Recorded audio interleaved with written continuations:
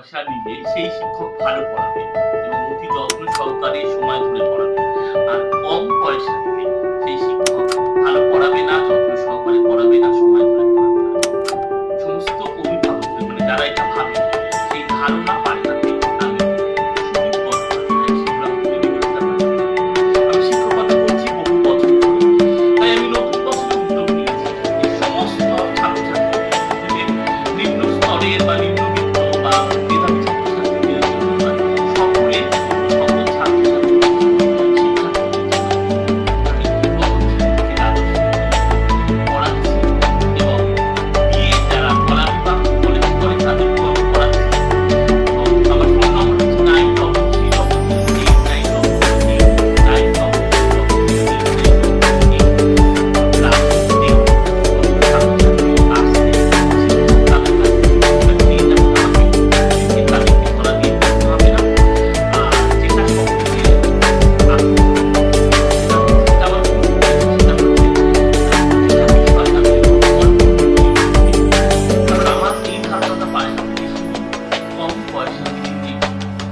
খারাপ পড়াবে এই ধারণা পাল্টাতে বা বেশি পয়সা দিলেই যে ভালো পড়াবে